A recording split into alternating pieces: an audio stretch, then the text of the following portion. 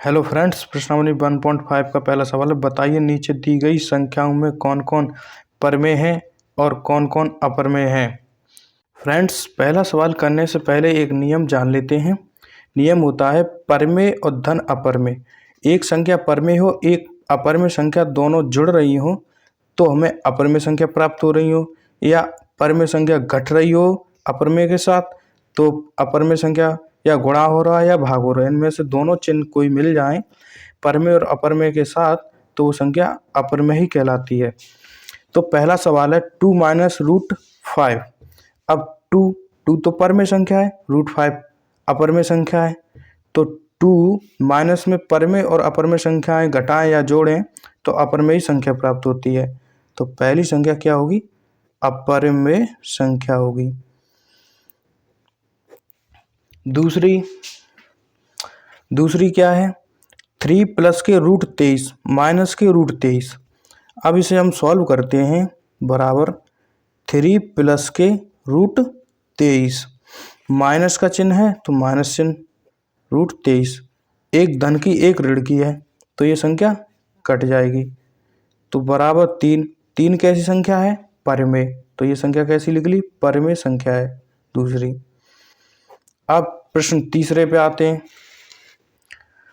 2/7 root 7 root 7 नीचे ऊपर है तो हम 2 गुणा रूट 7 लिखें इधर और 7 गुणा रूट 7। अब रूट 7 से रूट 7 कट रहे हैं, बराबर 2/7। 2/7 P/Q के रूप में है तो ये परमेय संख्या मिली हमें, परमेय, ये परमेय है। अच्छा, चौथा सवाल क्या कह रहा है? 1/√2। 1/√2 तो 1 तो परमेय है और √2 तो अपरमेय संख्या है। अब भाग हो चाहे गुणा हो तो एक परमेय एक रूट में हो तो वो संख्या क्या बन जाती है? अपरमेय। तो चौथा सवाल अपरमेय हो गया, ये अपरमेय संख्या है। ठीक। 2 पाई क्या है? पाई एक अपरमेय संख्या है और 2 परमेय संख्या है। तो अपरमेय संख्या में हम 2 का गुणा कर दें तो क्या अपरमेय संख्या मिलेगी हमें? तो पाई गुणा 2 गुणा पाई करें तो हमें अपरमेय संख्या मिलेगी, अपरमेय। अब प्रश्न पहला कंप्लीट होता है। इसी प्रकार से प्रश्न नंबर 2 पे आते हैं। फ्रेंड्स, दूसरा सवाल क्या है? निम्नलिखित व्यंजकों में से प्रत्येक व्यंजक को सरल कीजिए। इसे सॉल्व कर। प्रश्न 2 का पहला सवाल है 3 प्लस के रूट 3 कोष्टक बंद 2 प्लस के रूट 2। अब ये सवाल बहुत सरल है, ध्यान पूर्वक देखना।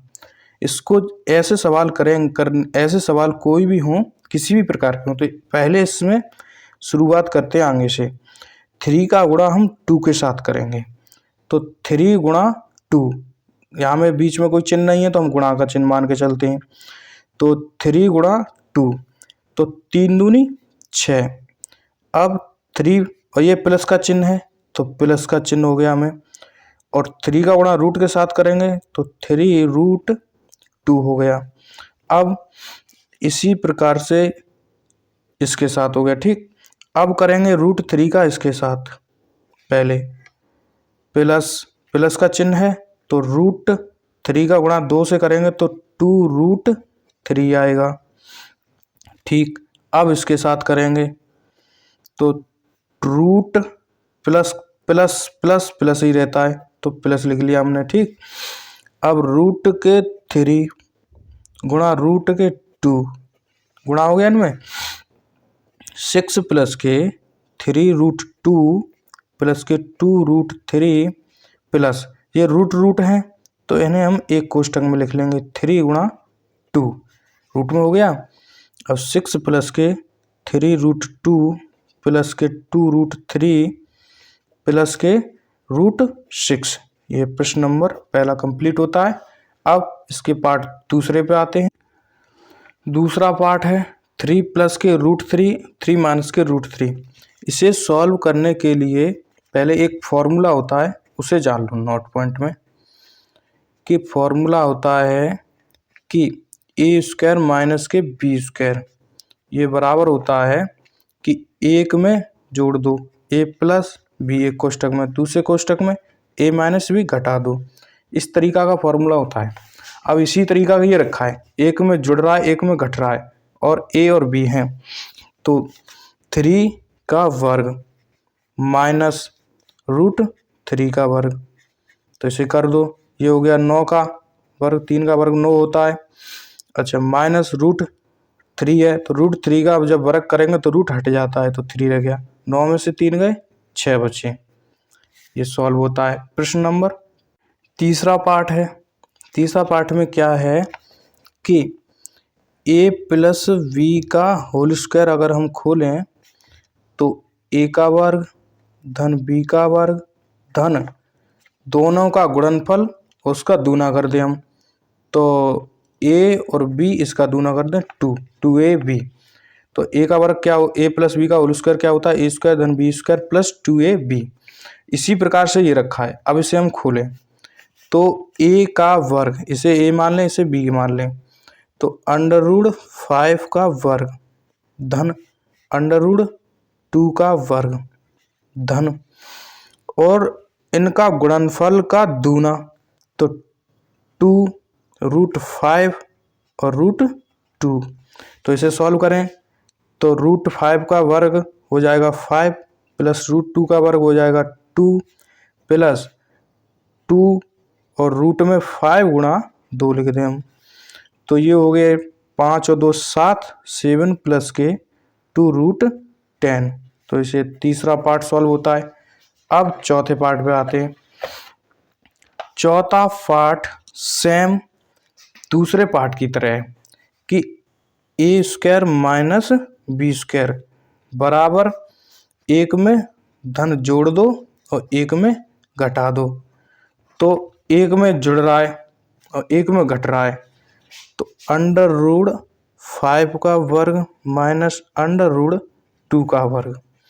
√5 का वर्ग करेंगे तो 5 मिलेगा, माइनस √2 का वर्ग करेंगे तो 2 मिलेगा, बराबर 5 में से 2 गए 3 बचे।